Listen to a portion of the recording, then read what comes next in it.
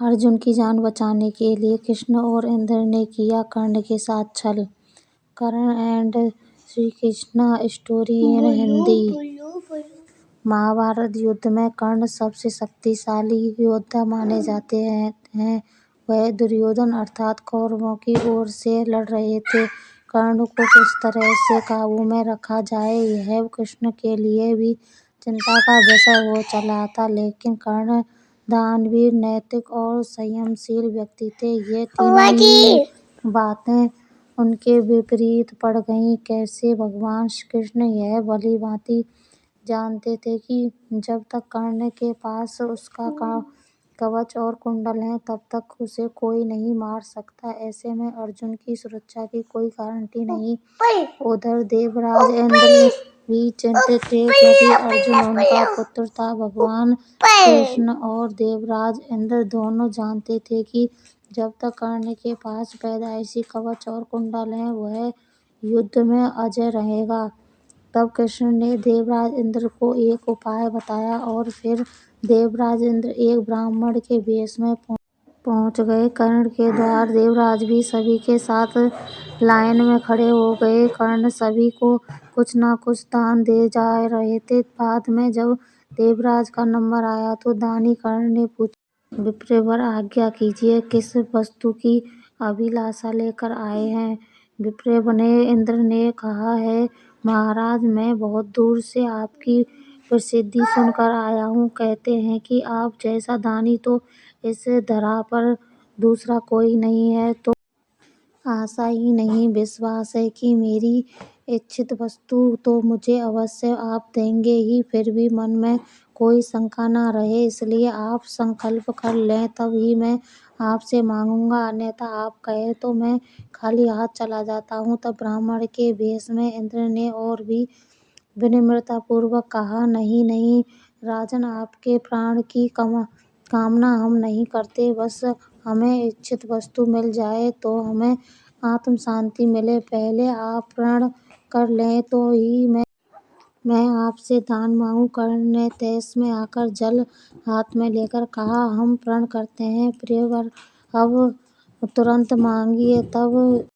इंद्र ने कहा, राजन, आपके शरीर के कवच और कुंडल हमें दान स्वरूप चाहिए। एक पल के लिए सन्नाटा छा गया। कर्ण ने इंद्र की आंखों में झांका और फिर दानवीर कर्ण ने बिना एक क्षण भी गंवाए अपने कवच और कुंडल अपने शरीर से खंजर की सहायता से अलग किए और ब्राह्मण को सौंप दिए। इंद्र ने तुरंत वहां से दौड़ ही लगा दी और दूर खड़े रथ पर सवार होकर भाग गए, इसलिए कि कहीं उनका राज खुलने के बाद कर्ण बदल न जाए। कुछ मील जाकर इंद्र का रथ नीचे उतरकर भूमि में धंस गया। तभी आकाशवाणी हुई, देवराज इंद्र, तुमने बड़ा पाप किया है। अपने पुत्र अर्जुन की जान बचाने के लिए तूने छलपूर्वक कर्ण की जान खतरे में डाल दी है। अब यह रथ यहीं धंसा रहेगा और तू भी यहीं धंस जाएगा। तब इंद्र ने आकाशवाणी से पूछा, इससे बचने का उपाय क्या है? तब आकाशवाणी ने कहा, अब तुम्हें दान दी गई वस्तु के बदले में बराबरी की कोई वस्तु देना होगी। इंद्र क्या करते हैं, उन्होंने यह मंजूर कर लिया। तब वे फिर से कर्ण के पास गए, लेकिन इस बार ब्राह्मण के वेश में नहीं। कर्ण ने उन्हें आता देखकर कहा, देवराज, आदेश कीजिए और क्या? इंद्र ने कहा, हे दानवीर कर्ण, अब मैं याचक नहीं हूँ, बल्कि आपको कुछ देना चाहता हूँ। कवच कुंडल को छोड़कर मांग लीजिए, आपको जो कुछ भी मांगना हो।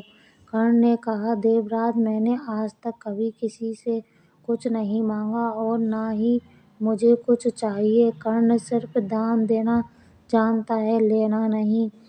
तब इंद्र ने विनम्रतापूर्वक कहा, महाराज कर्ण, आपको कुछ तो मांगना ही पड़ेगा, अन्यथा मेरा रथ और मैं यहाँ से नहीं जा सकता हूँ। आप कुछ मांगेंगे तो मुझे पर बड़ी कृपा होगी। आप जो भी मांगेंगे मैं देने को तैयार हूँ। कर्ण ने कहा, देवराज, आप कितना ही प्रयत्न कीजिए, लेकिन मैं सिर्फ दान देना जानता हूँ, लेना नहीं। मैंने जीवन में कभी कोई दान नहीं लिया। तब लाचार इंद्र ने कहा, मैं यह वज्र रूपी शक्ति आपको बदले में देकर जा रहा हूँ। तुम इसको जिसके ऊपर भी चला दोगे वो बच नहीं पाएगा। भले ही साक्षात काल के ऊपर ही चला देना, लेकिन इसका प्रयोग सिर्फ एक बार ही कर पाओगे।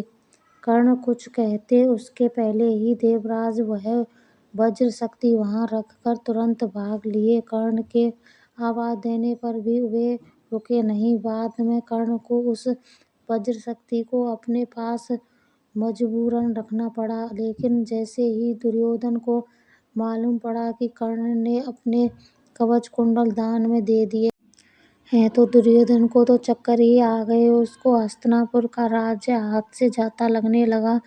लेकिन जब उसने सुना कि उसके बदले वज्र शक्ति मिल गई तो फिर से उसकी जान में जान आई।